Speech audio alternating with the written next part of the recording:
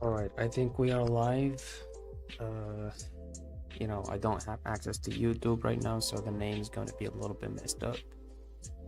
Um, but yeah, I am not logged in. Today, I am not logged in.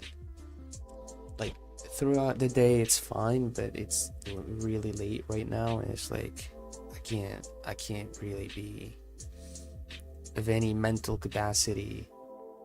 So what I'm gonna do is I'm gonna watch a tutorial, a Proko tutorial on YouTube on my phone, and then I'm gonna do a head, and then that's it.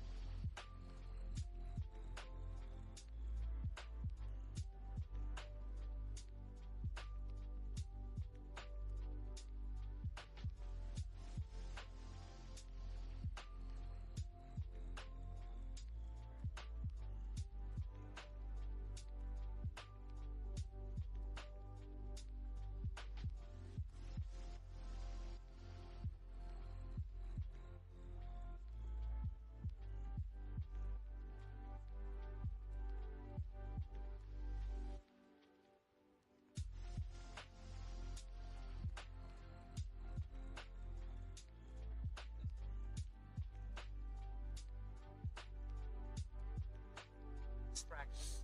The design has to have shape and outline. Also, there's a variety of line types and edges here, from hard to soft and even glossed. And there's a full range of values and smooth transitions that create the illusion of three-dimensional form. The best way to get to this point is to draw your caricature in stages, starting simply at first, improving upon it each time you redraw the design, and slowing down at each successive stage. It's really just about putting more time and effort in and following the procedure of starting simply and building complexity on top of it. So let's take a look at how I created this eye on my caricature of actor John C. Reilly. This rough caricature was originally done as a demo for premium students as part of Lesson 13 on digital paint sketching. There was no line drawing here. All the shapes were created freehand using a large Photoshop brush. I think it's a funny sketch and it has a good likeness. But there are some problems with the construction and alignment of the features. So my first step is to flip it over to better see where the problems are, and do a Riley abstraction on top of it. Be sure to check out my lesson on the Riley abstraction for more information. Fun fact, this legendary drawing method was not actually invented by actor John C. Reilly, but by 20th century illustrator Frank Riley. Wouldn't that be cool though if John C. Reilly did invent the Riley method? With the abstraction finished and the features lined up more correctly in perspective, I now redraw the sketch more carefully with just lines. On my first pass over the abstraction, my lines are light and thin to keep everything as clean as possible. At this lay-in stage, I'm only concerned with my first element of design, shape. I'm drawing the actual shapes of the head and features, but not yet concerned with realistic forms, values, or the line quality.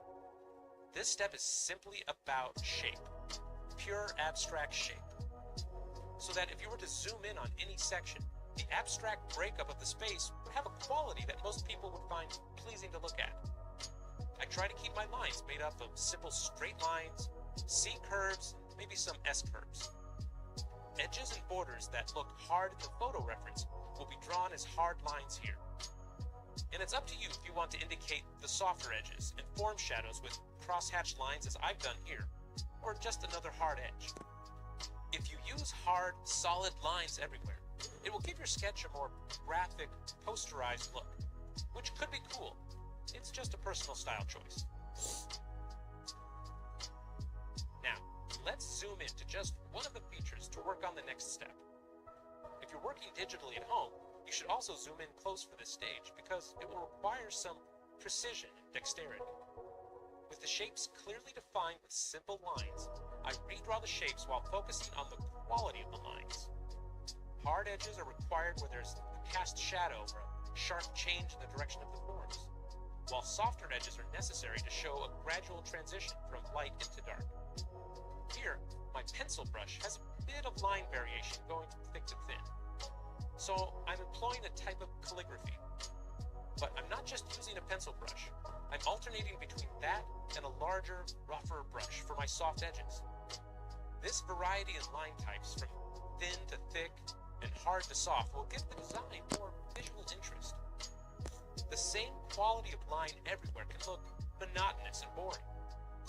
And once your viewer is bored with what you're looking at, they'll move on to something else.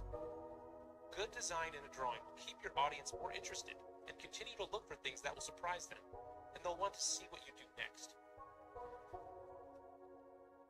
With the forms and shadows mapped and outlined, I now add the shading. Filling in the values is what gives your 2D drawing the illusion of 3D form. It's what makes the shapes seem to pop off the page. I'm working digitally, which is pretty forgiving. Any mistakes can be quickly and easily corrected. If you're using charcoal or graphite though, you need a steady hand, even pressure, to do the shading smoothly with total coverage. Because fixing mistakes on real paper isn't as easy.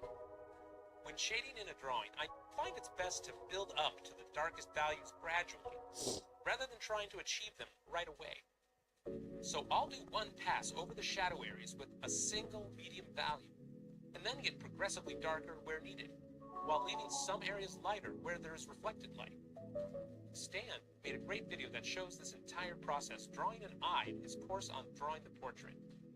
If you want to do good caricatures, you should check out Stan's portrait course, and learn not only the anatomy of the head, but his steps for drawing and rendering.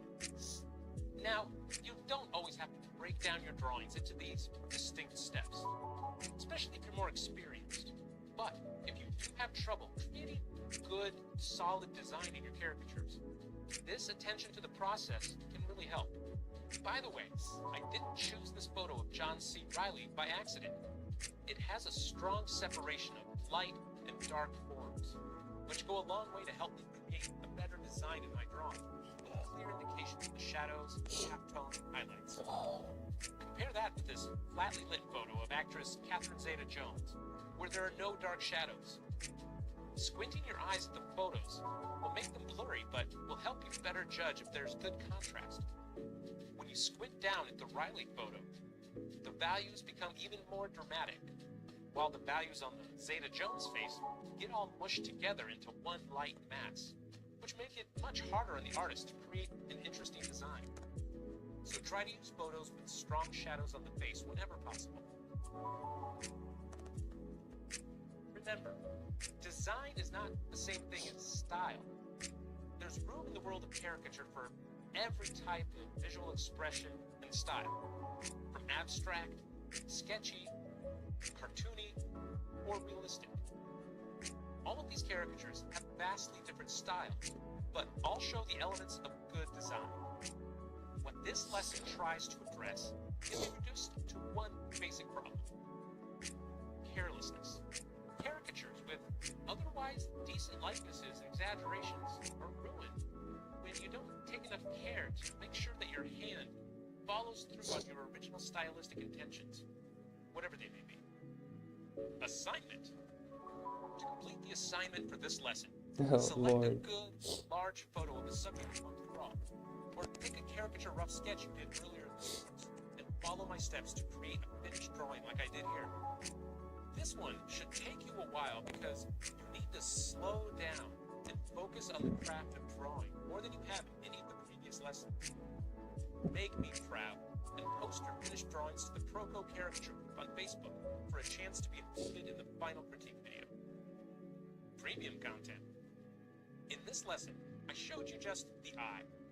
In the premium version of this lesson, I've included the rest of the John C. Reilly caricature, as well as several more videos where I focus on a careful and disciplined procedure for creating drawings with a strong visual design. Be sure to get the whole course on proko.com/caricature. What's next? I'll actually be back with one more video to share some final thoughts on the art of caricature. If you enjoyed this video, share it and tell your friends. And if you want to get updates on new videos, go to proko.com and subscribe to the newsletter.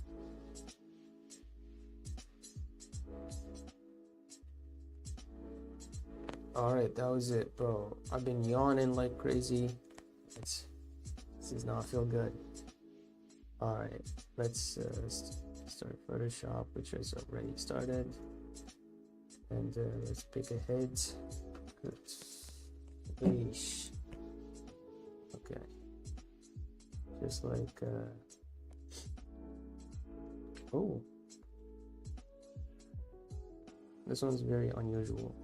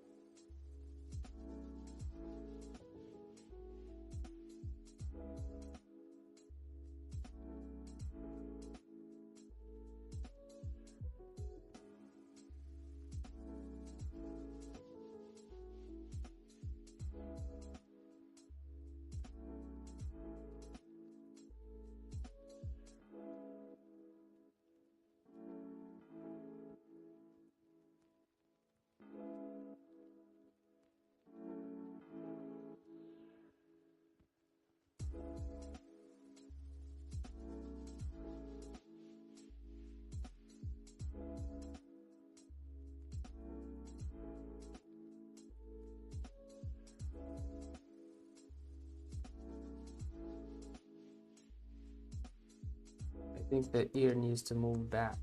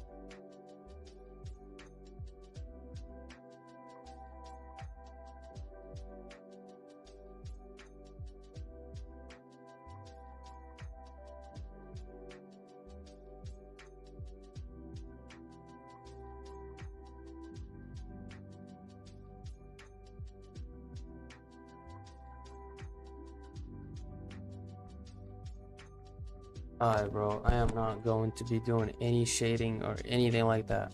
I really like it. I think it does kind of look like her, but I am too sleepy to do any shading, bro. Alright, I'm actually going to... Oh, I can't put this on YouTube. I'm gonna take a screenshot and, you know, try to remember to post it tomorrow. Like, ah, damn. I don't know why I do this to myself. I shouldn't be staying awake this late. There it is. Alright, thank you guys so much for watching. Thank you for being here. I really appreciate every single one of you. And yeah, peace.